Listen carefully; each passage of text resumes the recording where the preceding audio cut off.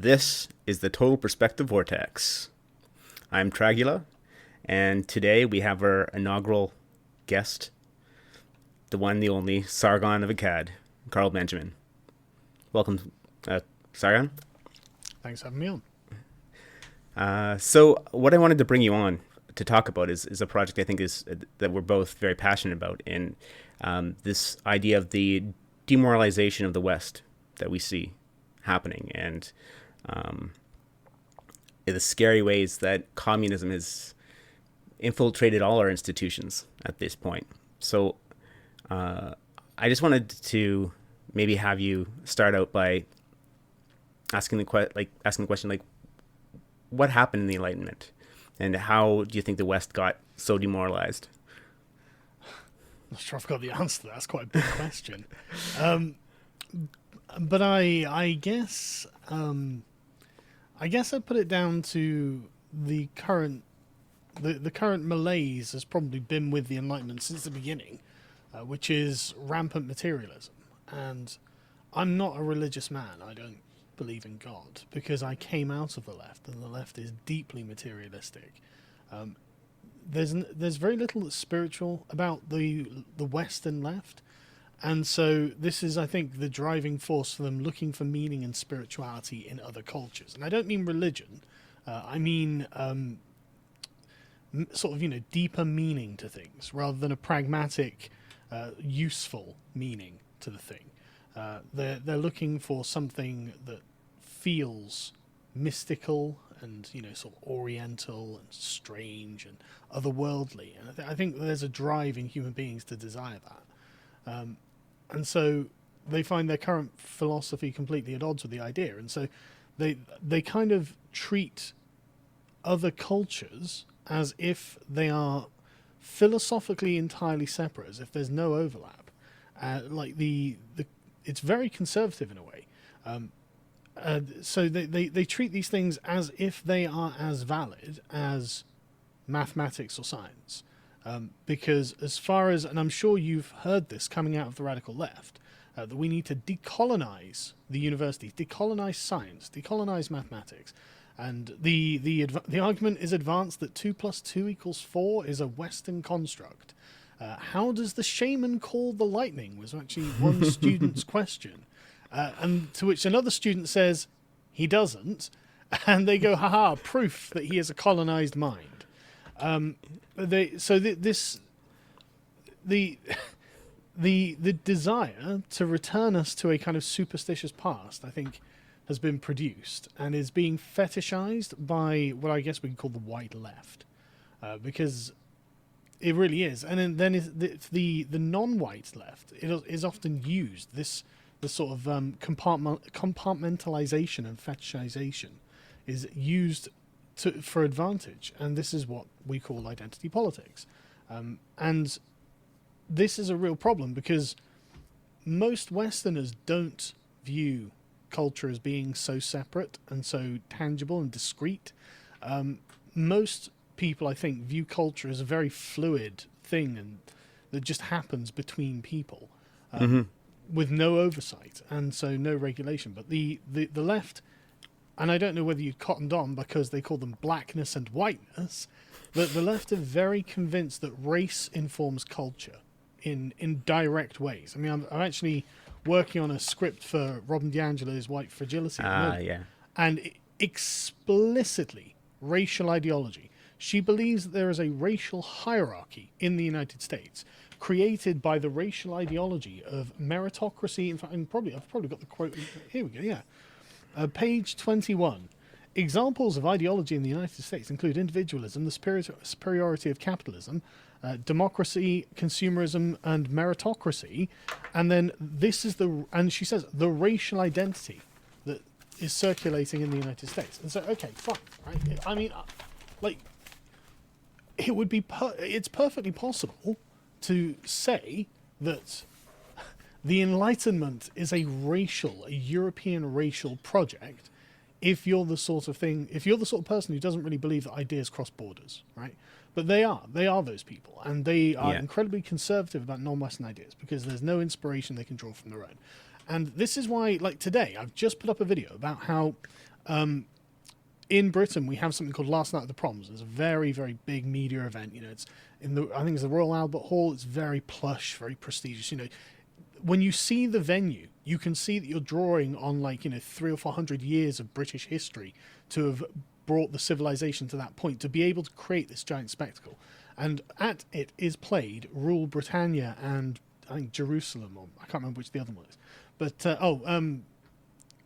just Rule Britannia is the really offensive one, because that's a very proud patriotic song from the days of the Empire when we did rule the seas. And so they want to get rid of this, but this meaning to them is embarrassing. It's cringy. It's like, well, it doesn't reflect anything. It's like, no, it reflects a spirit. But if you've eliminated that dimension of understanding your own culture and to purely material, the material level, then sure, we don't rule the seas. You know, you can see that's not true. But that's not what it's about. You know, it's about a nobility and an attempt to create something that's better. Because the heroic narrative of the British Empire is that it was a civilizing force. It made the world a better place. And I think most British people think that. Because I think, ironically, materialistically, that appears to be true. You know, the British Empire created the modern world as we know it, with the Western liberal democracies that we have and the Westphalian world order that we have, or at least ostensibly. And so there's a lot of good that came out of this, as well as the ending of slavery, the promotion of human rights around the world, the creation of industry and commerce, things like this. There are real tangible benefits. There are obviously downsides. There are obviously bad things that the British Empire has done. And the heroic narrative ignores these things because it is the heroic narrative. It's meant to give you an inspirational feeling as to why you should support the thing that we're talking about. And that's what every heroic narrative is about. The best way to describe this is kind of in Alinskian terms. And I know that there are a lot of people who are triggered by the word Alinsky, but it doesn't matter that he was a communist. He was writing a book of tactics. And one of the tactics, and he uses the example of George Washington, is demonizing the opponent. So they are 100% bad, and it is at the point where you get to 100%, the enemy being 100% evil, that what is effectively a crusade can be triggered, the moral crusade. No, this has to be changed because there's nothing redeeming about it. The heroic narrative is the opposite, so there's nothing bad about it. And that's easily criticized by the left. It's a very weak position, because there were bad things about it. There's always going to be bad things associated with the word empire if you're on the receiving end of it, because an empire definitionally is one ethnic group conquering over others. So, you know, there's and you would naturally expect that. In fact, that's why we don't do empires now. You know, we consider that to be bad. But it was the path of the course in human history. But the villainous narrative, which is the narrative of the people who broadly hate the British Empire and what it stood for, they've crafted their own narrative, where instead of including anything heroic that had been done, and there were things that were genuinely heroic, any uncharitable interpretation can be taken, any twisting of the facts can be made in order to, in fact, change them all into lies. And then when you combine those with the bad things that Britain also did while doing heroic things, you create the opposite of the heroic narrative, which is the villainous narrative, which is where the passion comes from to tear down statues. It's the same with America. It's exactly the same process. And that's where the passion comes from. But neither one of these narratives is accurate, and only one of them really has any kind of health to it at all. So this is where we are at the moment, basically. And I think that we're stuck with having to make the heroic narrative to say that, look, there actually is something good about the West, unbelievably. I mean, I've talked to communists about this and asked them, you know, should we preserve our own civilization because of the values that we embody in the civilization? And they were like, oh, I don't know. One of them was a father. Like, it's like, you've got children and you're not even sure if we should continue on as a civilization. How lost are we? And that's the case. So yeah, this is what I would call demoralization. The underpinning, all of the point of all of this is that's what demoralization is. And that's what being, you know, enthused, moralized is on the heroic side. Demoralization is when you don't have any good arguments to the villainous narrative. And you are just attacked with it, and you've got no responses. So yes, we are demoralized. And it does seem to have come out of the Enlightenment. Yeah. So do you think that the disconnect with Christianity or the secularization is partly responsible for that? And you and I both came from the left, and we had sort of our shock moments, or our like our crises of faith at different moments. I think I was Elevator Gate, you were Gamergate, more or less. Oh no, I made videos during Elevator Gate. Okay. Against Emma Watson's nonsense. It was Emma Watson, wasn't it? Yeah. Sorry. Yeah, against her allegations. No, I was there. Okay. Another veteran. Yeah, no, it was good to meet one. Yeah. But so my question there is why? What is it about maybe you and I are that we have this sort of desire to defend the West? Like, is there something different about our upbringing, or when so many of that was what struck me most about the atheist community at the time, was all these people that I thought were moved by rationality and had this sort of pragmatic view of like, okay, yeah, let's own the creationists. There's some of that sneering and intellectual snobbery there, but at some level too, there was this commitment to reason and rational discussion of these things, and it was very clear from the get-go of Elevator Gate, and then there was the Me Too moment of Michael Shermer, that these conversations could not be had rationally with people who purported to be rationally based. Yeah. So why weren't we caught up in that? Or what? I mean, I come from a military family, and I grew up on military bases when there was a good chance the IRA would try and have a car bomb on something, and so you'd always go past signs that would say things like walk different ways to work and school and whatnot. Check under your car with a mirror to see if there's anything under there. So that's the kind of environment I grew up in, and I guess it's natural to have a kind of heroic narrative going through the armed forces. My dad was in the RAF, and so on these military bases, it wasn't jingoistic, like patriotism. Like it wasn't like jingoistic nonsense, but it was just kind of a wholesome British patriotism, just the kind of the same kind of patriotism you got at the Olympics in 2011, I think it was. So it's just very Team Britain, and so. Maybe that informs me personally. I don't know about your circumstance, but I think what I find really interesting is the say the atheist communities, or neo-atheists, which is the mind frame I came out of. It's interesting how if you look at like Hitchens, he was never like anti-patriotic in the sense of he thought the West was bad. Like he never, at least nothing that I've seen of him, suggests that he was against. I mean, listening to him talk about the founding fathers of the American Revolution and Thomas Paine, like you can see there's a genuine love for the ideas that are being promoted in the foundation of the American Republic, and he's a very big fan of the American Republic.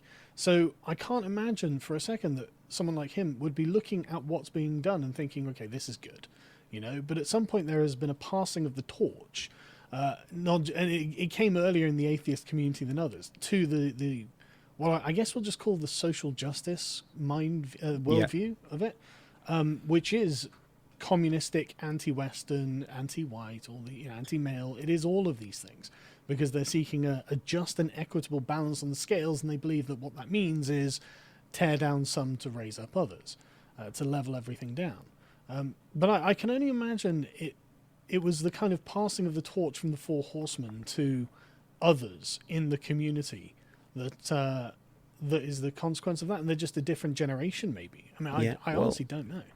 I think part of it, and I know more about my own background, so I can draw the parallels, is the strong military tradition in my family as well. And my father also, he provided me with very wholesome stories about our family tradition, right? So I had sort of this sense of self, but there is also, I think, a respect for the working class. Like my father wasn't a miner, but he had worked in the mines, and my family had worked all in the mines, and there was a love of working with our hands and practicality there. And I think that's what's missing from the more the people who are in the upper middle class, who come from a more academic background, they exist so much in the realm of ideas, and there's a detachment and disdain for the practical, and they lose a connection, so they can get more swept up by ideology and less by the consequences of what's done. So I think that may be a component as well. Yeah. Well, just to add to that, I mean, I think that you're right. I think a lot of these people have never hammered a nail or anything Yeah. like that. You know, I mean, my dad joined the RAF at 16 to get out of a council house with 5 other brothers. You know, so it was, you know, needs must. You know, it was a way out of poverty. But yeah, I think you are absolutely right about that. I think they're very much cerebral and don't understand their own sort of cognitive privilege as well. This is something that you said you wanted to talk about. If you want to go on to it, I think that's actually a really interesting subject. Yeah. Because I think it really ties into the working class dynamics as well. Because my family's all working class. You know, several of my aunties and uncles on both sides of the family, in fact, have pulled themselves up into the middle class through education schemes. You know, my uncle Christopher was the first in my family on my father's side to go to university, and I was the first in our family on my mother's side to go to university. So we're very much working class families who have been working their way up the hierarchy since the end of the war, since we became free market, sort of open capitalistic types, and I've been able to do great, which is good. But the point is that I still have family rooted in the working class, and so all my life I grew up with. My dad was in the RAF, so we moved around, and so every few months we'd go and visit the family back in Wood and Bassett, and so I'd get to see in a working class town what it was, what life was like, and what my cousins were like, and I grew up with them my whole life like this, and so I got and obviously the forces as well comes from all over the country, so you get quite a diverse mix of backgrounds there. And so my whole life I grew up, seeing the thread, because I'd be friends with officers' sons, and I'd go to their bloody palatial mansions. They weren't that big, but they were a lot bigger than the house my dad was in. But then conversely, I would see ranks lower, and so I kind of grew up seeing the thread of British society reflected in the military, I suppose, and this basically gave me an understanding of the working class that I think that, as you say, the cerebral academics just don't have. I don't think they understand what people who are not as cognitively gifted as themselves are like. Yeah. And I want to be clear. I'm not trying to insult anyone or belittle anyone or anything like this, right? I've got particular people in mind from my own family who I do not think are stupid, but they are not academic. Yes. And so they're people who do rather than think. And that's incredibly valuable. Our civilization is built on these people. So I'm not in any way trying to and it annoys me, in fact, when people do disrespect this. I think these are noble professions, and there's always going to be a need for them. But then they're not stupid. They're just not book people, and that's fine. But I think the book people don't know that. I don't think they're men of action. These are men of action. The book people are not. And so they don't understand that they have a kind of privilege that the men of action will never have, and they don't take them into account. I think that you say that it's just privilege and cerebral, but I think that there is a lack of maturity and actualization that comes when you avoid working with your hands as well. Yeah. When you stop. Sorry? It's pain. It's pain. Yeah. Pain the author, or pain the feeling? Pain the feeling. The feeling. I bet not one of these bloody, book smart academics has ever really been punched in the face, right? Yeah. Ever been in a fight? Ever had to go through a rough council estate and have a gang of boys from the other side of town chase them down and kick their heads in, right? Mm-hmm. I didn't have to go through that, but a lot of my cousins have been through that. People I know who've been through that.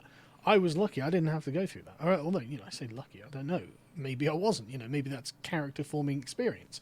But I do think that is the case. Like, not obviously getting head kicked in, but like roughness. You need some roughness in your life to make you aware of what it's like to not be just in your privileged bubble. Because it's only people who've got no experience of like really rough handling that think that, misgendering is a form of violence or something Yes. like that. It's- Like, my God, there are way worse things than that. What are you talking about? What are your priorities here? If that's the thing you're concerned about.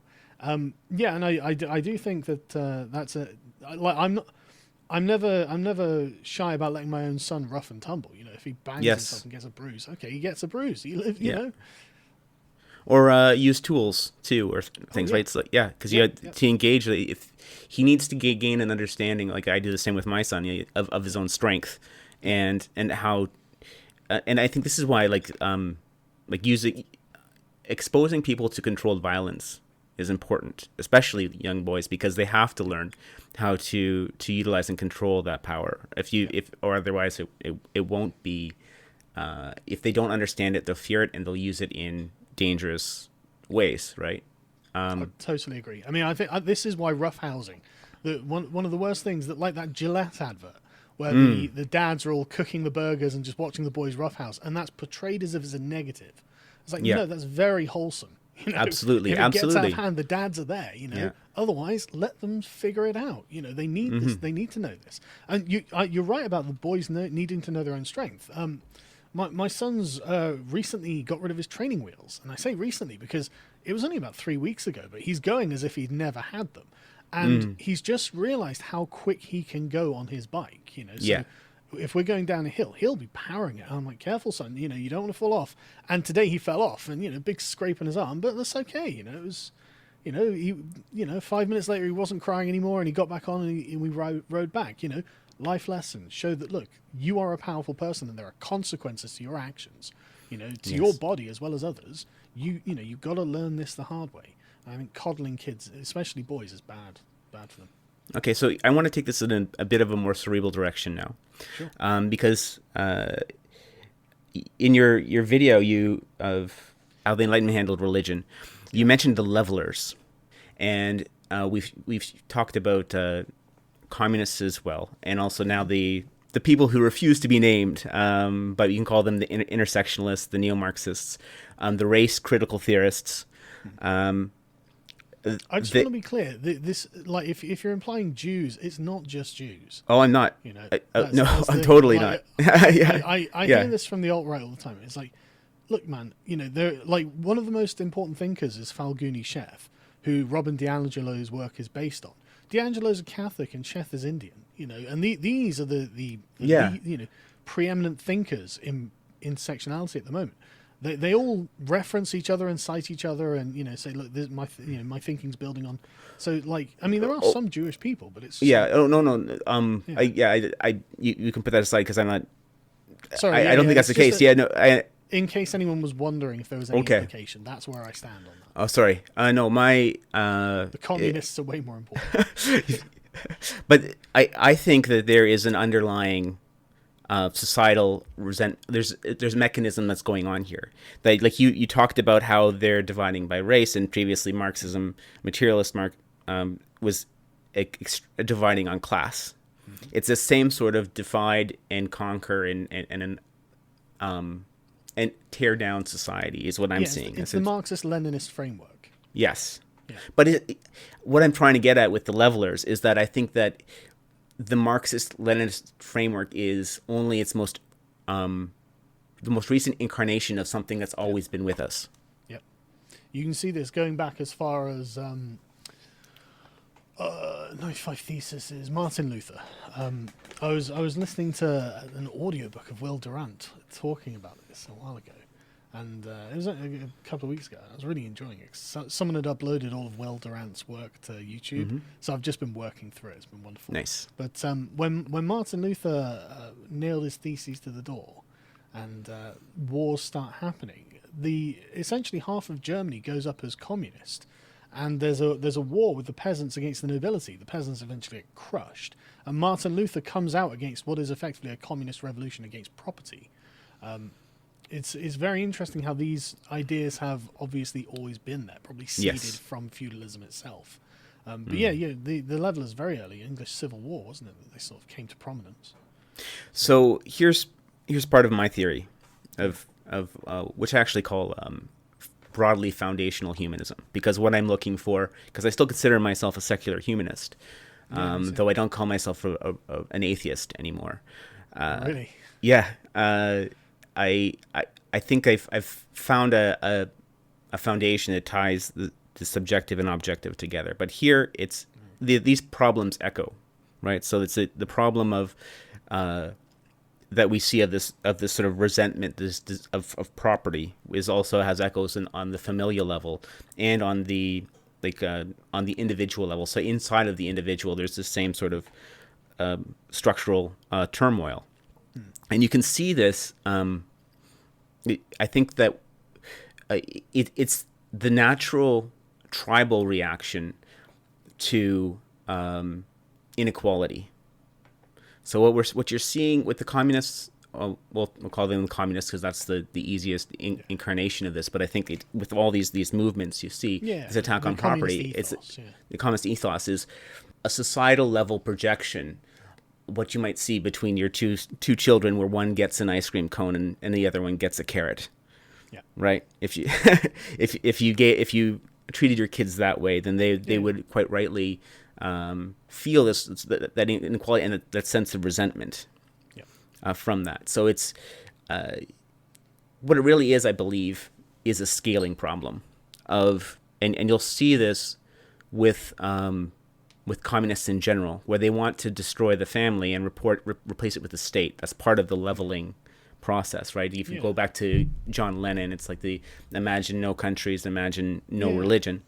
Well, the family has been described by modern communists as an engine of inequality. Yes. It is the fact that white people often do form stable families, and apparently in America black people don't. At least if the single parent statistics are anything to go by, and that has been observed as being a factor in inequality, and that's true. You're doing your kids no favors by being a single parent. Sorry, didn't mean to. No, I just want to say, and before the 1970s, that wasn't the case, though, with the black families, I believe. Yeah, no, before the welfare state, Thomas Sowell is very, very clear about this. He just lays out the dates, lays out the timeline. It's like, well, it does seem to be that. What else is there? And it's interesting that this problem has now been created, like Thomas Sowell pointed out, and now we see it. It's been incorporated into this black identity that the Marxists are projecting and saying, oh well, you can't be trusted to have the familial bond, so that's racist. It's a racist expectation. So I think that part of what the Marxist project is that they're trying to, and this is like the idea of comrade comes in, and you'll see in the Black Lives Matter they start inserting these, like neighbor, I think is the word they're trying to use now, but it's the leveling again. Of the field, and so we treat everyone equally, but they want to treat everyone equally as a family, right? Is that the idea of it? So they're bringing us back to this family level thing, but the problem with families is they don't scale, and if you try and have a large system where you treat people like family, what you end up with is a mob, because you can't treat everyone like family. Family breaks down because family is ruled by exceptions. Families are also very hierarchical. I mean, there's very clear duties and obligations and authority. But when it's not, then you need something explicit that's laid out. Yes. Yeah. There's definitely a hierarchy to family, but I try and give my son clear rules, but at the same time I'm tailoring it. I tailor his punishments or the rules to his actualization in a way. Yeah. That's because you're acting in his best interest. In his best interest. Yes, exactly. But if it's the dictator who doesn't love you, Exactly. And that's the thing. Love doesn't scale like that. And this is a problem that the Marxists or the communists run into, is that they want to scale compassion. They want to stay in a compassion-based system. Yeah. But what you actually have to do when you go up to the state level, if you don't want to start lying to yourself and say that the state can't care about everyone because the state doesn't have that resolution on every individual, so you have to have a much more abstract law-based system. Yeah. You have to set the rules of the game. Yeah, this is a facet of the Enlightenment, I think, is the idea that we can have we can engineer society. that we can scientifically design Yes. a better society. And I'm very sour on that, and I can thank Hayek for pointing me in that direction. I think he did. Like I read The Road to Serfdom, and I was like, well, he's making a lot of really great points here. You know, I do agree that it should be individual agency is much more predictable when a fair set of rules, a clear and fair set of rules is presented, because then you don't need to manage anyone. You can have faith that the person will manage themselves, and if they break the rules, well, that's why you have police. That's why you have enforcement mechanisms. And that way, that to me is what liberty looks like. That's freedom, in my opinion. It's a fair and understood set of rules that everyone is broadly in agreement with and can just get on with their lives and do what they want. I don't want a bureaucrat telling me what to do. Like the idea, like this is the thing. The argument people always make is, but it's too complex. We won't be able to do it. It's like, hang on, don't do that, because that's you telling them, well, if you could do it, then we would do it. And no, we won't do it because it's my choice, not yours, or some computers or whatever, massive computer, the giant brain that you figure out, oh, look, I'll control every aspect of your life and everything will get 10% more return or something. I'll live without the 10% and I'll just be my own guy. How about that? You know? It's immoral for you to have that level of control over my life. And it's that, but I think that's a very masculine notion of freedom. Yes. Right? Because it's naturally competitive. Is tell me the rules of the game so I can play it. But it's also, and we were talking about like why you and I think we're not affected as much as because the military teaches that value of rules and hierarchy. Yeah. Right? And this is actually part of what they really resent, right? Is when they talk about patriarchy and specifically meritocracy. Yeah. Is I think this is what they're really attacking, because a game has meritocracy built into it, and the opposite of that is a system that nurtures and cares for. Well, a meritocratic system is by nature exclusionary, definitionally. That's deliberate. And if your philosophy is founded on inclusivity, meritocracy is a problem. Is it exclusionary, or is it's ranking? Because I think the problem is more that it's judging, and they don't feel that they can meet those standards of the judging. When you're talking about meritocracy, you'd be talking about an institution. So you could say the BBC was meritocratic, which we can't say actually. So I won't use that. The Olympics is meritocratic. Yeah.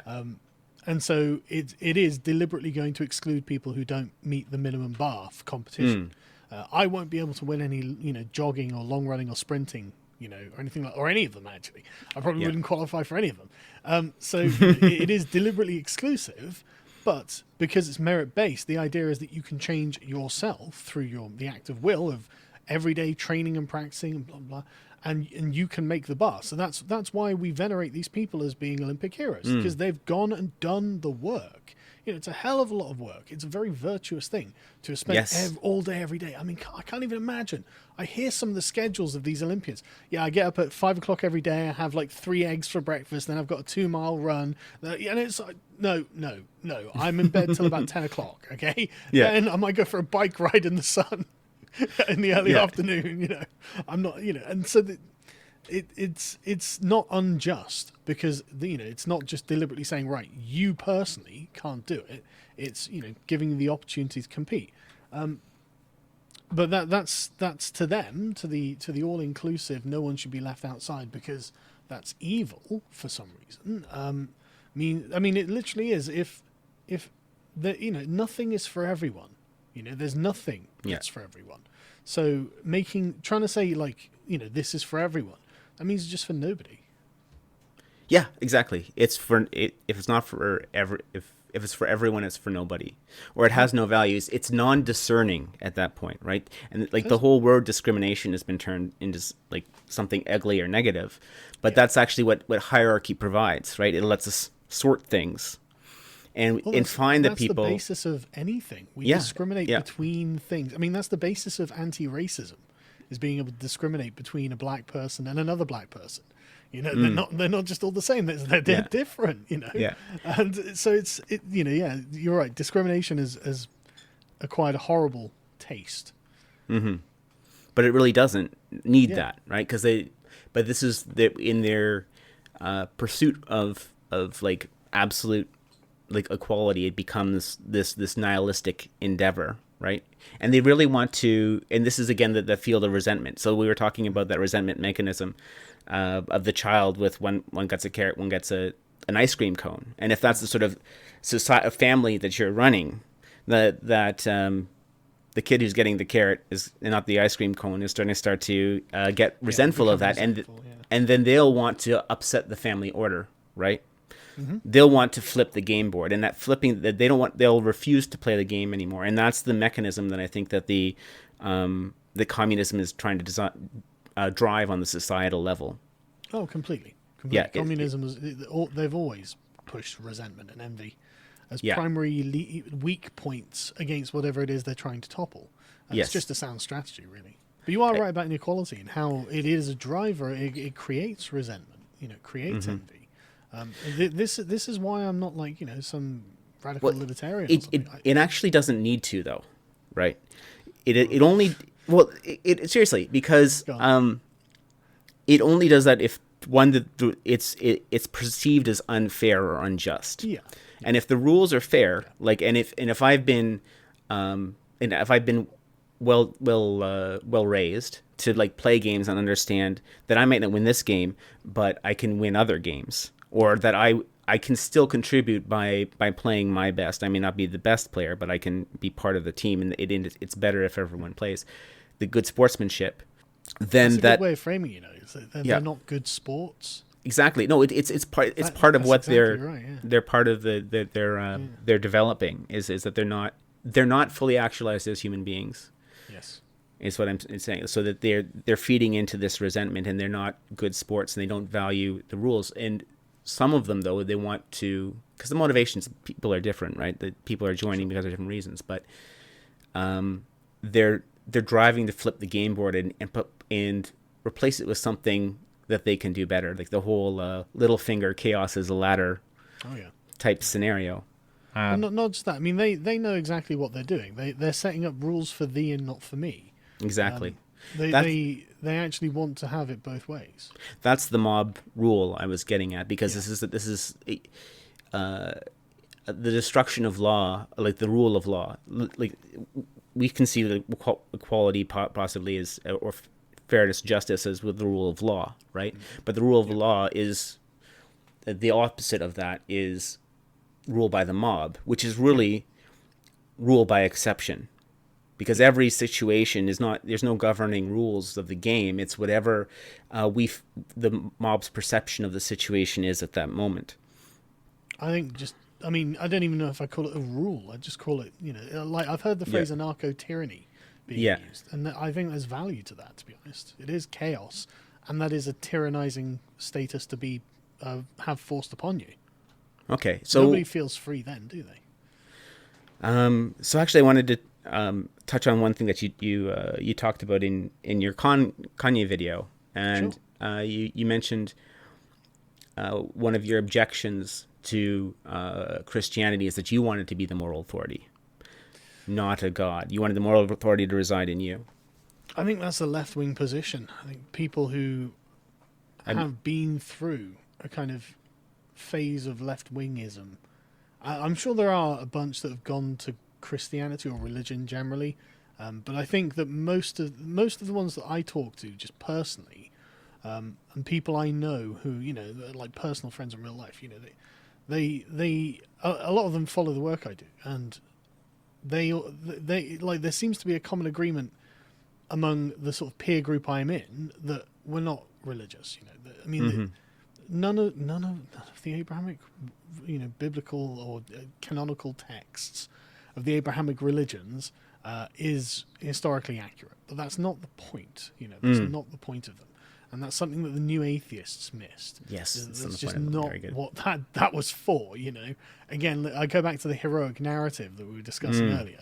That's essentially the heroic narrative of God, and the new atheists did quite a good job of creating the villainous narrative of God.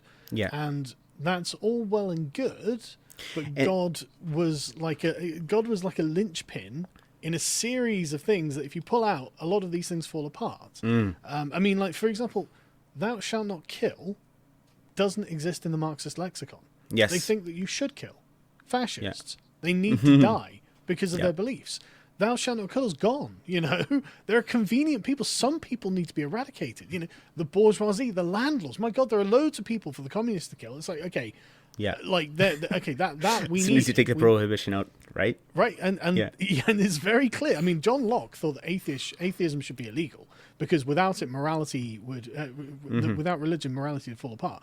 Because he wasn't creating it wasn't a holistic worldview he was creating. He was just like, look, it would be better for me as an individual to live under a limited government, that didn't persecute me for my religion and allow me to get on with my life.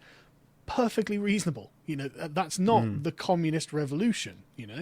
And it's not anti-religious. It still assumes, and this is what a lot of atheists forget as well, is that the point of religion was a moral guide. I've been doing a lot of historical research and work recently, and one of the things that going through, say, Old English ballads and Old English texts is they're very Christian. Yes. And they're very Christian because Christianity is a positive moral framework. When they say, I'm a Christian, what they are saying is, I'm not a pagan. I don't believe we should just go raid and pillage for the sake of raiding and pillaging because we're strong enough, right? Which is what the Vikings did to the Christians. Like reading Alfred the Great talking about the Viking invasions, not only can you feel the weight on his shoulders, but he just keeps going on. It's because we've strayed from the path of God. That these evil people, who don't respect life, who don't respect property, who don't care about us at all, have come to ravage us. And it's you can see that this is one of the things that said to them about themselves that we are good people. We're good people for doing this. Whereas the Enlightenment view, the sort of secular view, is okay. So if God doesn't exist, where does our moral authority come from? How does anything happen? And I think that most people act like Kantian legislators. For anyone who doesn't know, Kant proposed a kingdom of ends, in which each person would consider themselves a realm of ends, and each person would consider themselves to be an end within themselves, so they're not part of someone else's greater good, and they would themselves therefore be able to be a moral legislator, to be able to make moral pronouncements using universalized maxims, as in, could I will it that we shouldn't steal? If I willed that everyone thought we shouldn't steal, then we'd have a society with very little theft. So that would be good. So we can make that pronouncement. One secular person to another, I can say, "Thou shalt not steal," and they'll say, "That's right. It would be better if no one stole. I shouldn't have taken this." They would accept their own culpability. This makes the individual essentially God in the moral world. You're taking the position of God, and the advantage of God is that the maxims you're going to get from God are going to be tried and tested. They're going to be very old, because religions are never just the work of one person. Yes. They're the work of generations and generations and generations. And so the things that you'll receive have been well tested. They'll produce a certain kind of society that can maintain itself. Otherwise, it wouldn't have got to this point. The source of moral authority being beyond question is useful if you're not very smart. If you are not a great moral legislator, if you're like, I don't know if it would be better if everyone paid the BBC license or something. I don't know, that's a question, isn't it? And if you're not very smart, you're like, oh Christ, I need someone to just tell me. And if you can say, right, it's God who says you've got to do this, whatever it is, then you'll do it, because you don't have to figure it out for yourself. You've got this this ultimate command. Again, I'm not saying that's good for smart people, but that is good for people who are not so smart. And so, because the world's an incredibly complex place, and it always has been. And so understanding the world is a very, very difficult task for some people, and you have to be very invested and work very hard, and be smart enough yourself to be able to do it. And so it's reassuring and comforting, and gives guidance and instruction to inherit a long tradition of moral, what I guess we call moral excellence, moral traditions that inform you on how to run your life, how to, what it is to be a good person, what it is to be a good husband and a father, what you should do, how you should look after your kids, how you should treat your neighbor. These things, they seem very easy because they're baked into our culture, but they're only baked into our culture because of 2,000 years of being Christian. So we like being so arrogant to say, well, okay, we're just going to throw all that out. Okay, calm down. There was obviously some value there, and I've seen some of the moral legislation coming out of the left, Yes. and I don't agree that Desmond is amazing. Yeah, and that's sorry, I don't agree. That's where I wanted to push back on the whole idea that smart people are doing a better job of moral legislating than the religious, the traditions. Yeah, it's like because you pointed out the with the French Revolution and the worship of reason, right? And that turned into this whole debauched situation. Cringe. Yeah, so I'm gonna. There was a pride parade, basically during the French Revolution. For anyone who's watching, go look it up. It's disgusting. Yeah, I wanted to now talk to you a bit about like my solution to the origin of morals and that, because religion I see as a method of how to live. It answers the question of how to live. And this is sort of the question that arises from the spark of consciousness. So you can think of any conscious being, even a shark, for example, swimming in the ocean, tries to answer this question of how should I live. But to answer it, it's the question the shark only has instinct and its own personal experience. It's cut off from that. But human beings with language have this powerful tool that they use to create stories, and stories are the beginning of religion. So if you remember, you don't hear. Sorry to interrupt. I always use the term narratives. Yes. Because stories implies kind of fiction, and it doesn't always have to be fiction. This is why I think if we frame it in terms of narrative, then we can see that drawing on our own sort of secular history can be a source of this. Because absolutely it is. Yeah. And I wasn't. No, I know you weren't. No, I understand. Yeah, no, it's a good note. Just a side note. I've been thinking about a lot, No, it's good. Where I was going with the stories is it's the stories of other people. Language lets us to transfer basically the experience of others, and like you were just pointing out, that temporally, people from earlier periods, I don't even have to admit the person. If it's a good story, it can move forward. So what then delineates a story that I should learn from history, or how do we determine the quality of the story? And the quality of the story comes from its morals. So what morals are the abstract patterns that we can apply to problems in our own life or to future situations that may arise. And if I don't think this is part of childcare anymore, but my grandmother was a librarian, and I remember always being asked, "What's the moral of the story?"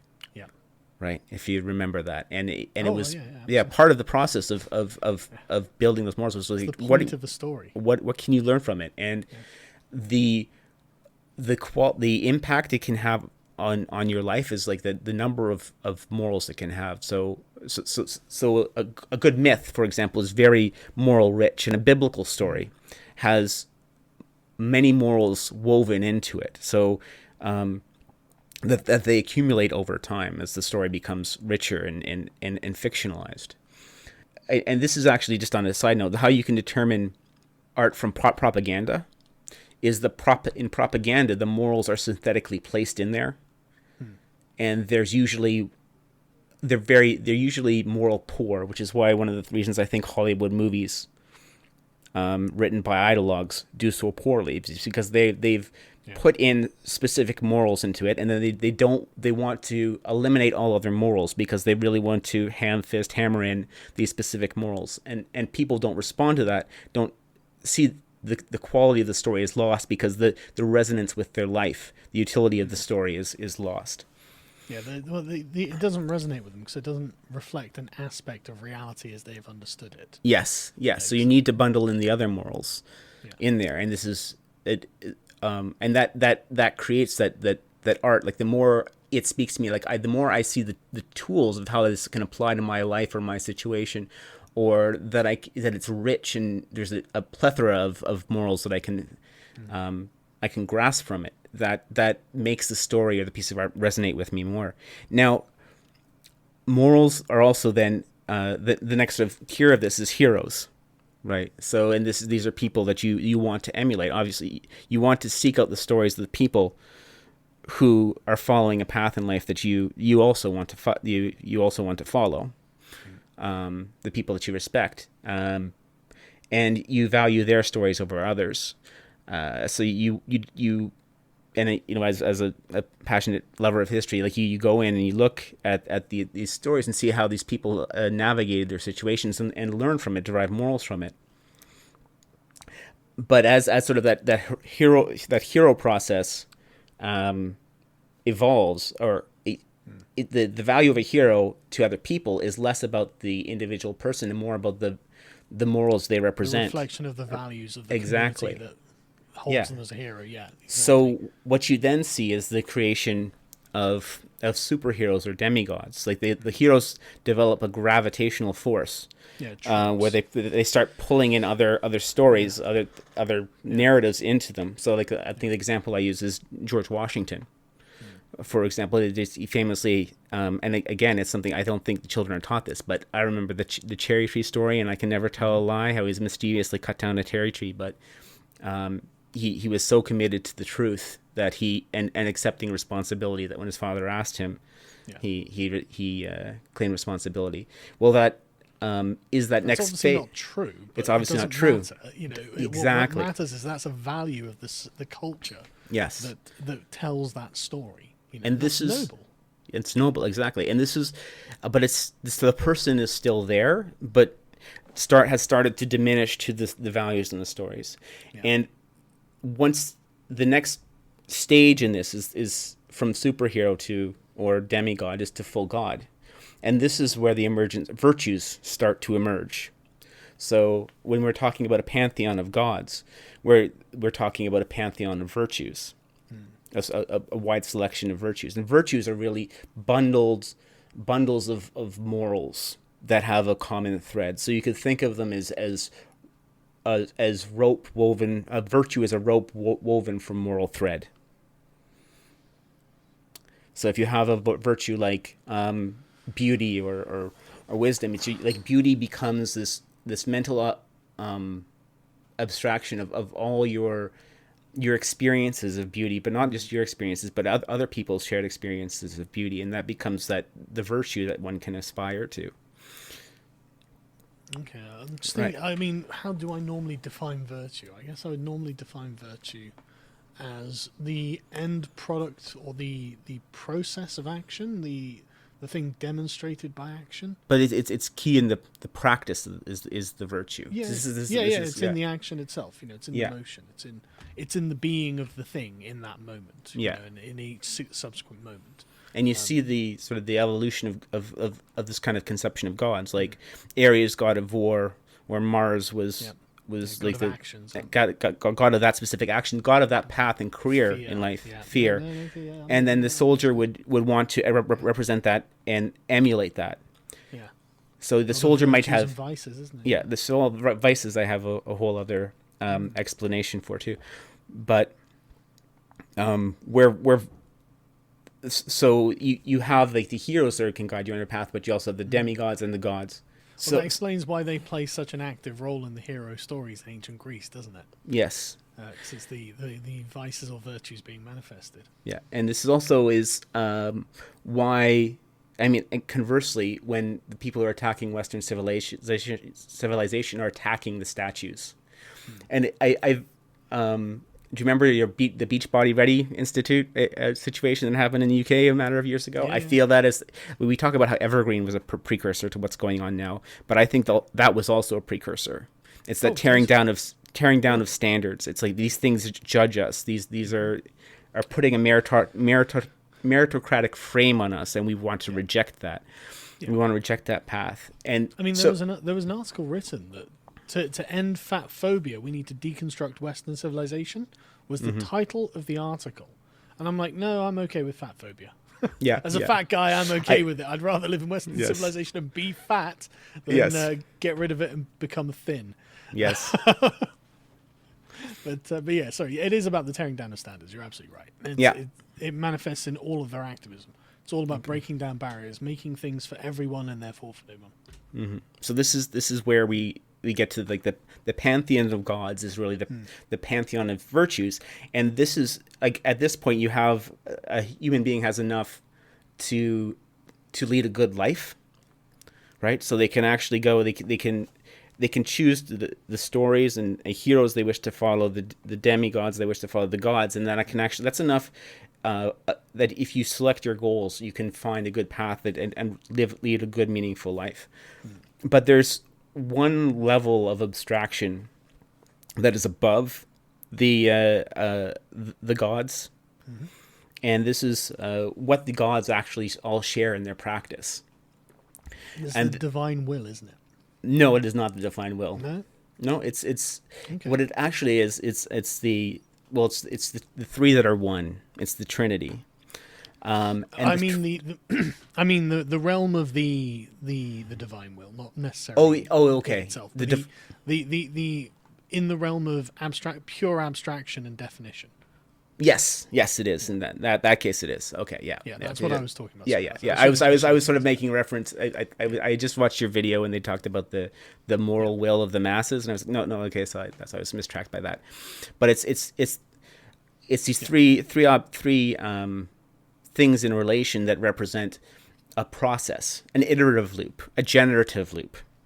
Okay, so the father, the mother, and the hero, or the defeminized Christian version of the Father, Son, and the Holy Spirit. What this actually talks about is the process of moving through life, and all of the virtues share underneath them this abstraction of this process, and what it actually is a generative. The good in the abstraction is a generative loop. It's it's the Holy Grail. It's the Horn of Plenty. I like the Horn of Plenty representation better because it has that sort of the cornucopia originally from Greek mythology has that conical frame where it's like revolving out until it eventually bursts forth in goodness and creation. Yeah. Right.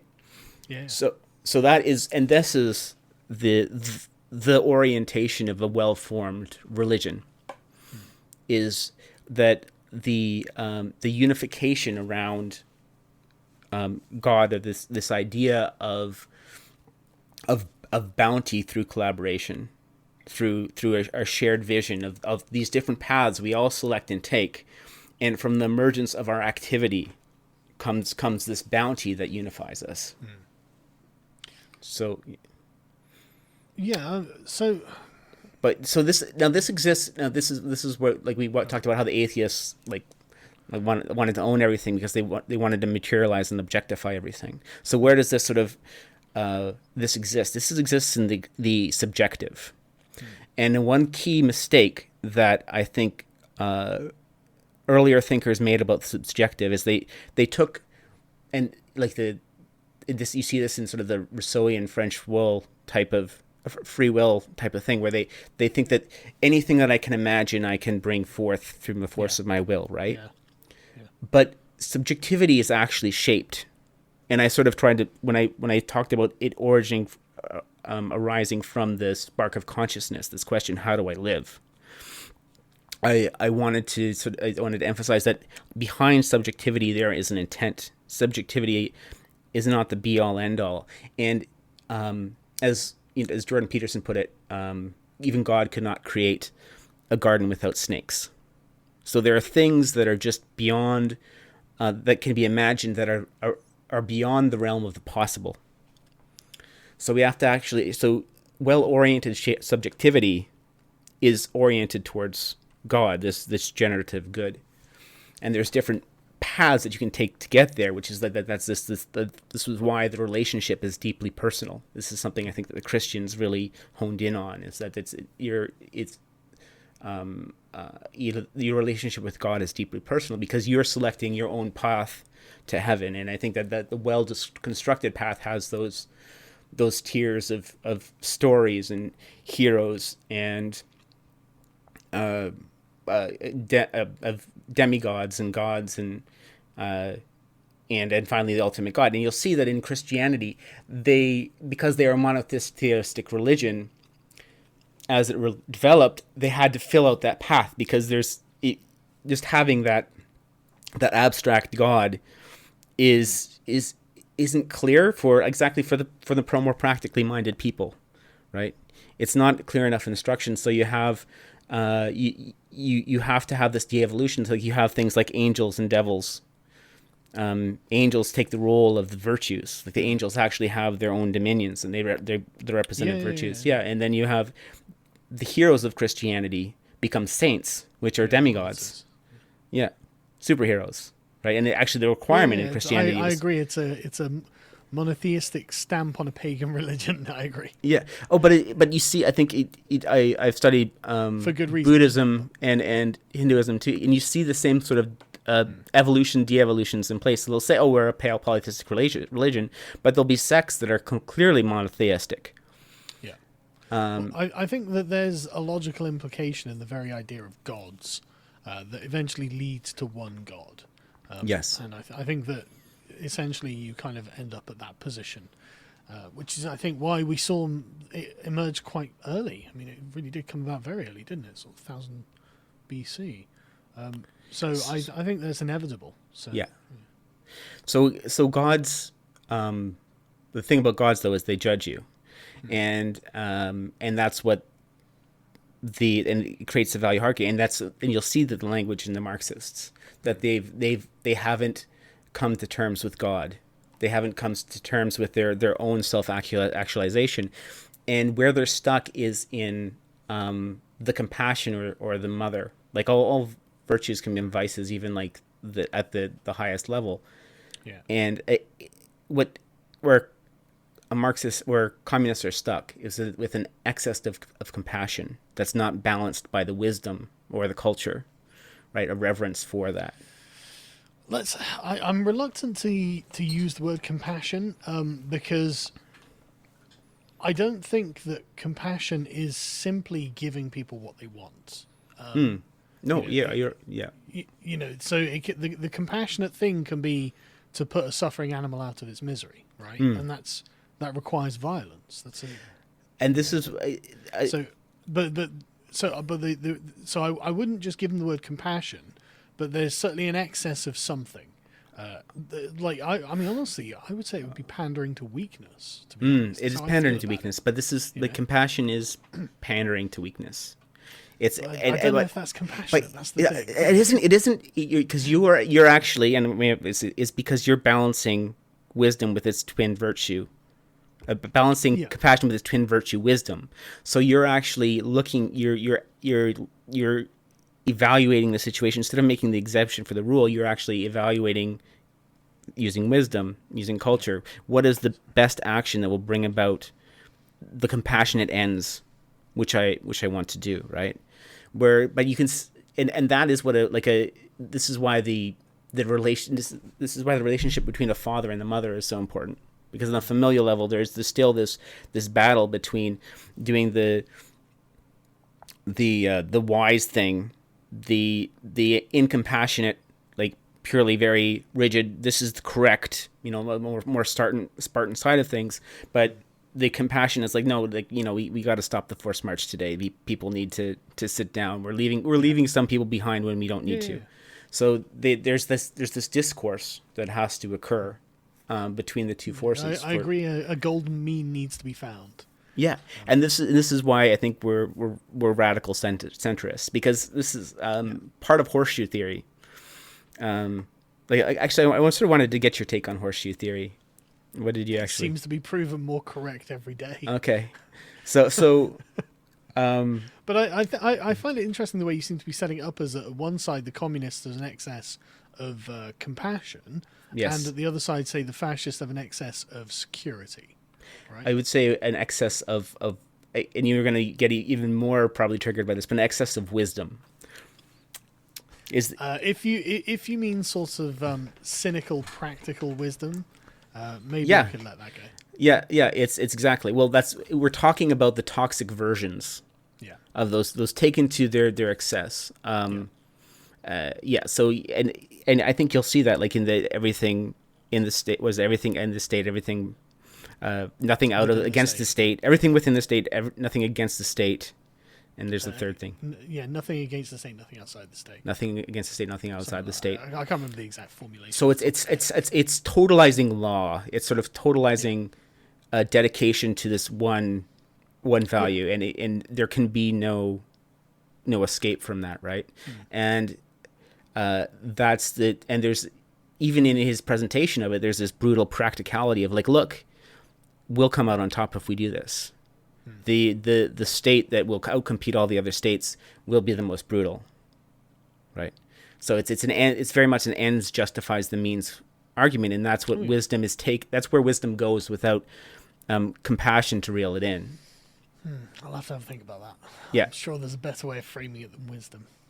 Well, I think the Jungian ways argument is culture versus nature, right? Is the way that they phrase it. So an excessive culture takes you to that, and it's sort of like, it plays nicely with the idea of a state. We'll use the term wisdom for the okay. time being. It's fine. Yeah. So and that is, so they're suffering from an excess of compassion, which turns them against wisdom, is how I would frame that. And then there's each of these, like the iterative loop is also driven by existential fears, but I'm getting a little ahead of myself here. But I'm trying to just sort of give you this sort of framework that we can start to build. Where I'm going with that is that they suffer from an excess of compassion, and this is what turns them against the signals of wisdom. But it's only wisdom. It's only wisdom and compassion in the internal individual, because again, these are echoing out. Yeah. So at the familial level, it's the battle of the genders, right? It's the father and the mother, or masculinity and femininity. Yeah, it could manifest in any sort of playing field. Yeah, and the principle of the thing. And then at this societal level, it's the left and the right. Yeah. And if you watch for it, you'll see that the conservatives are always arguing for tradition and but also practicality, right? So like, if you see what's his name, Ben there, Ben Shapiro. Ben Shapiro. Yeah, I don't know. I blacked on that. So you see Ben Shapiro talking about the lockdowns, and he's all numbers. This is like looking at it like it's a balance sheet, right? Yeah. Facts don't care about your feelings. But the left are in a completely different playing field. They're in a hysteria at the moment. Well, they literally think that feelings don't care about your facts. Yeah. I mean, that's their position. That's, the facts are subjective, so I can feel how I like. Mm-hmm. And you'll see, and how this manifests, though, too, is this battle between laws and exceptions. Because, like, one of the problems with as you go higher level here is, like, at the societal level, is you need things to be more rule-based, because it has to be less, it's less impersonal. Objective. It has to, yeah. I don't know about objective. I'm not saying perfect objectivity. I'm saying it has to be the same rule for everyone. Yes. Yeah. To be just. Yeah. So it has to be rule based. The same experience of the rule that each person has. If a person murders someone, they go to jail, regardless of. But I think that there's like an argument that laws are socially constructed in a sense. So our laws objective is sort of. Yeah. No. But all we mean when we say objective, surely, is just can be independently verified by anyone who looks at it. Yes, right? In the sense of. So it's not that God is making it perfect, but just if someone goes to read the rule, they can say thou shalt not kill. And that goes for everyone. It doesn't have to be like whenever you say objective, people get this unbelievably high-minded view of like some mathematical universe that they're looking down upon, and everything can be calculated all the time. It's like, no, Jesus Christ. I just mean that two people can look at the same thing and come to the same conclusion. It's not that complicated. It doesn't have to be that complicated. Yeah, I was actually just thinking about the excerpt from that "Should trans women compete with biological women?" debate Yeah. that you saw, and this is why I was sort of triggered by objectivity, is because I saw them, they were, and I've seen this in other debates that you've been in, where they start quoting studies at you. Yeah, That, what difference that makes to me? yeah, exactly. It's like what study do you think that you're going to offer him that's going to make him want to change his definition of a woman, right? Yeah, Like, exactly. There's no study on it, dude. It's philosophy. What do you want? yeah, exactly. It's just a moral policy I saw debate. In the comments, I saw some people comments going, well, he just ignored that study that showed they lost muscle mass. And it's like, well, so what? Yeah. You know? Like, I mean, you couldn't change the other objective qualities, like the skeletal structure, you know, lung capacity, all that. So that's a natural advantage anyway. So it doesn't even matter if muscle size shrinks during the procedure. There's still other innate advantages. But that's not even what we're talking about. We're talking about what is a woman, you know. But sorry. But this is exactly the mixing of the objective and the subjective, right? It's like and it's directly connected, I think, to like what we saw with the French Revolution and their worship of reason as a god, right? There's no morals that can be derived from the objective world of reason like that purely. Like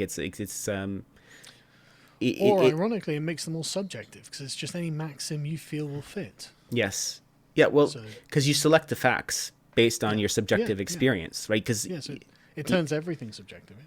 I think the key lesson here is that the subjective the objective world is always filtered through our subjective experience. Yes. And our subjective experience, and this is why narratives are important. And the left knows this. They play these games all the time. They do nothing but narratives. Yeah. So you're going to be you can select the facts, and you do naturally that are going to connect most with your and preconceptions. This is a point on which the left are actually right. You know, people do this, and that is the narrative, the heroic narrative of a country is the kind of false claim of objectivity. You know, it's the false claim that this is the good thing, and that's why it requires belief. You know, that's why it's spiritual. That's why it uplifts people. You know, it makes them feel that maybe there could be something great. You know, okay, they're all, you know, but if we try, if we try and get that, that's why it can be inspirational, I think. Yeah, and that's why, like you said, like the narrative, the grand narrative for a society is so important. Yes. Right. And like when I was talking about heroes and demigods and how it becomes more about the virtues they displayed and less about who they are as a person. Yep. You'll notice how the left all the time attacks our heroes by turning them into materializing them and turning them into persons, and then they attack the character of a person. When it's not, we don't build statues to people so much as the virtues they represent and the accomplishments they achieved. Yeah, it's very much by deed. By deed, yeah. And that because the deed is the expression of the virtue. Exactly. You know, Winston Churchill doubtless had so many vices. It's not even worth counting. Imagine what Winston Churchill's Twitter feed would have looked like. Like, it would have been brutal. Yeah. And yet the virtue that we lionize him for is not one that was found everywhere. You know. Exactly. You know, he was the guy to make sure that we didn't back down, and that's why we've got a statue of this guy, not because of his opinion on fucking Indians. You know, like, yeah. Who cares what he fucking thought about Indians? Yeah. He was an asshole, probably. I don't know. What do you want? Yeah, and this is this is why I'm, you know, and what my project I'm trying to build back up is to say, like, no, look, this is why we need these things, because we need our morals, and if you take the whole society will fall apart if you take away our morals, and this is what we're up to. Yeah, exactly. But we can the reason they do it. Yeah. Are you familiar with John A. Macdonald, the first Prime Minister of Canada? I've heard the name, but I couldn't say anything about it. No, so he's on our $10 bill, right. And the leftists have. What did he do wrong? Well, this is the funny thing is he's apparently responsible for the residential schools, right? Which is, you know, went on for 100 years after he was Prime Minister, and it was largely and I'm going to trigger so many people by saying it, but I'm saying it anyways. It was a largely leftist social engineering project, right? The residential schools. It's like It he was sounds like, like it, yeah. yeah, it's like, okay, we'll take these Indians out of Yeah, their yeah. out of their natural environment, and we'll culturalize them so that they can better fit Australia into did a similar society. thing, didn't Yeah, they? exactly. Yeah. Yeah. Yeah, the Lost Generation or something called. Yeah, so and so they've tried to place this all on his feet, and again like completely wash away the actual deeds of why we lionize him, and they replaced on the $10 bill. We have like again it's a silly pattern. It's like it's this woman in a movie theater who sat in she's a black woman, and she sat in the wrong seat, sort of like they're trying to connect her to the I'm drawing a blank now, the woman on the bus in the States. Rosa Parks. Yeah, Rosa Parks. So it's sort of like Canada's Rosa Parks on the $10 bill. Right, okay. Yeah. But it's like she just she did it and she paid the fine. That was the end of it. But it's like and she has sort of like a sneer on the bill too. Like it's like this sort of like, ever have slavery? Just out of interest. oh, that's a good question. I And don't think they ever did it? I thought it was always. well, we the certainly southern were states. the bastion for the Yeah. there was the Underground Railway, like That's where many it went, freed yeah. slaves. Yeah, exactly, to Canada. Yeah, but But- I remember the British Army used to take in escaped slaves or something. Yeah. But yeah, I don't think I'm not aware. Well, of certainly, Canada certainly actually as a country, like since we've been a country, there was no slavery in Canada. But No, I no, don't of know. course, but I'm not even sure if the colonies in Yeah, Canada did. it wasn't. I'll have to Yeah, go look that up. yeah, it's a curious question. But of course, they'll come at us for the natives because there's always something, and and again, the agenda is to tear Like, down there's not enough the free societies. space in Canada. Yeah. Like, what? You must have such a small population density. Just be like, look, that bit's yours. Enjoy it. You Yeah. know? Well, the But thing sorry. that I find out is so frustrating is like Canada actually has a rich history of like, it wasn't really so much a conquest as it was in the United States, right? It was a negotiation between like the Hudson Bay Company and all these different Yeah. native nations. So and they were different and they were very much like, it was like a civ game of different native tribes, and some would ally themselves with the French, and some would ally themselves with the British. And then like the Hudson Bay Company was sort of its own player in the make as well, right? So and the natives would have allies with each other too. So it was a very intricate web, and to sort of diminish the whole thing, or like flatten the whole thing into this whole like whites against natives is just it's an absurdity. Like they were autonomous cultures that were. I always find that it sort of disempowering the native people is very much a deterministic view of history as well, as if the white people were superior and that the natives had no chance and they couldn't do anything. It's like that's not true. If you read about like the encounters they had with natives, the natives were dangerous. They were powerful. They were scary, Exactly, yeah. Like, holy crap, man! This wasn't just some walkover, And the thing is, there are examples in Africa of the British Empire and the commanders, anyway, of a particular colonial army having exactly that opinion and getting steamrolled at like Isandlwana and places like this, where they totally underestimate the natives, get absolutely rolled, and then thousands of people die. And it's like the story of the empire, all of it, is not that the native people are weak. That's the wrong story to come away from. If you read the accounts of the people doing it, they get the sharp end of the spear or whatever it is, and they learn different. But sorry, yeah. No, it's a good segue and an important one. But I sort of got what I wanted to get to was the was that bridge for you.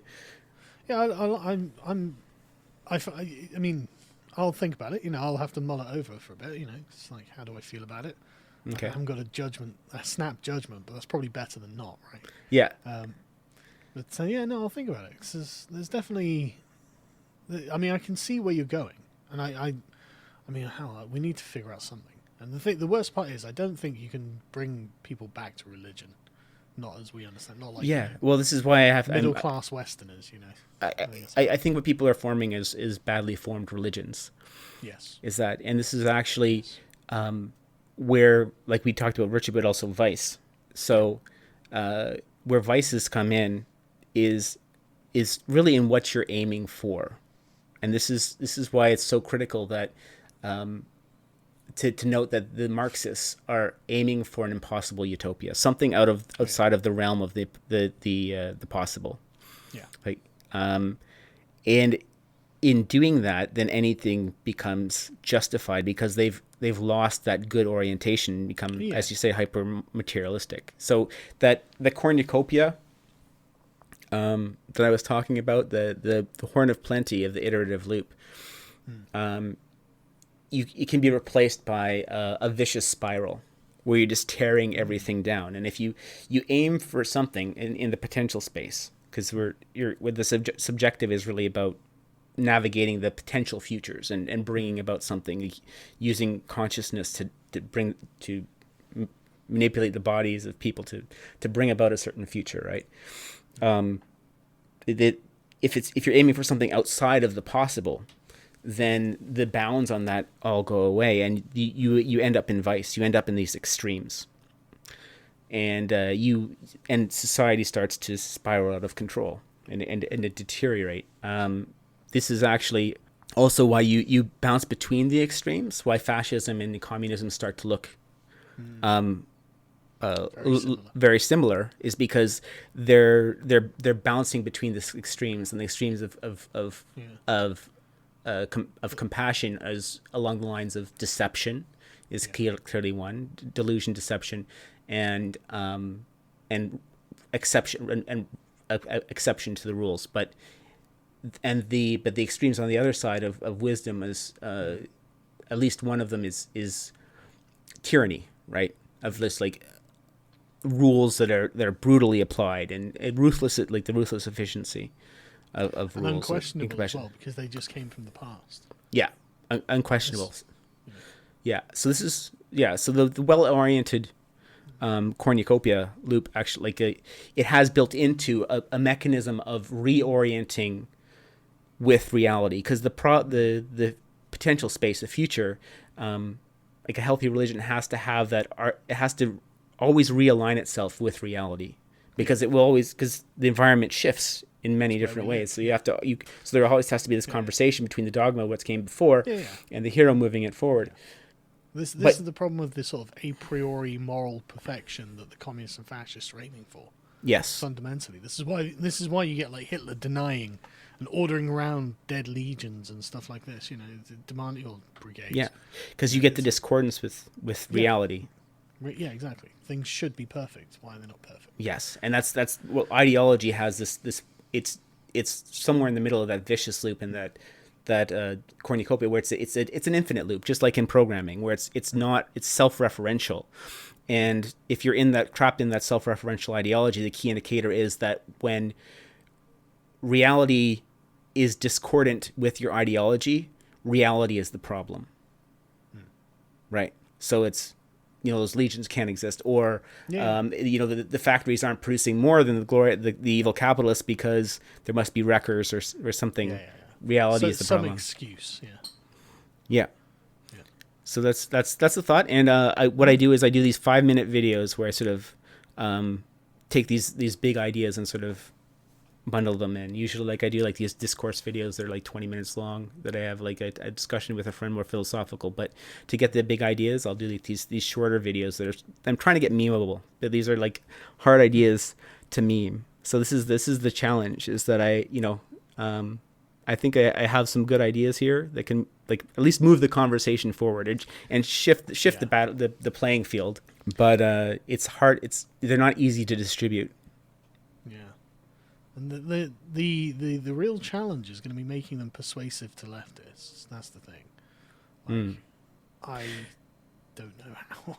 I think the way to make them more persuasive to leftists, at least this is the best one I have so far, is many leftists are obsessed with self-improvement and familial improvement. At least and we're not talking about the radicals, but we're talking about the normie leftists. Right. Yeah. Right. So if you can link it to, and this is not well thought out at this point, but if you can link it to self-improvement, because it happens on all these levels, right? So if they can you get them to see the utility in their own lives and the utility in the family unit, then maybe they'll also see, oh, okay, the same principles extend up into society. I think that there has to be a way of sort of proselytizing Aristotle to these people, like Yeah. explaining that the problems they have are honestly the result of their own choices, and like the lack of action is the problem. I've always been a kind of action oriented kind of guy, you know. Like, Okay. I would rather do things than just watch things, right? I don't like watching sports, but I love playing sports, and I'm very much a devotee of the idea that depression can be cured by exercise. I think that getting up, doing something, moving, and this is the problem with depression.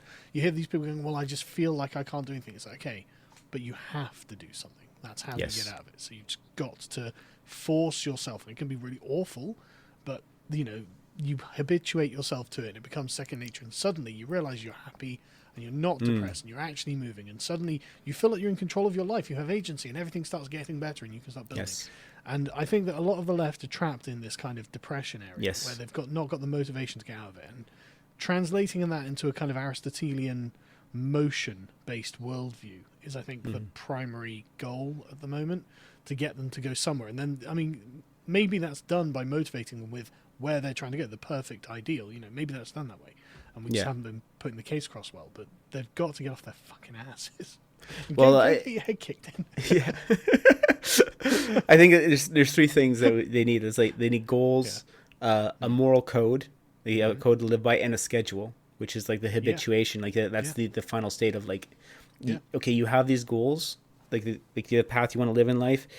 Build that into your schedule of what you're doing. How are you going to get there? What are you going to do? And it doesn't happen overnight, right? It's hard work to actually build that kind of character. And this is, you know, part of the reason they think it's just going to be given to them is because they don't do the hard work. Yeah. But we have the work. We have our work cut out for us, certainly. We do. I think. We do. But yeah, thank you for your time. Dude, I really enjoyed this. This was a great conversation. Yeah, awesome. And I'd love to have it again sometime, because there's other ideas we can talk about. Yeah. Send Callum a link to it when it's up, and I'll put it out in my parlor. Yeah. So thank you for your time, Sargon. It's been a pleasure. Take care. Thanks a lot, man. Cheers. Bye.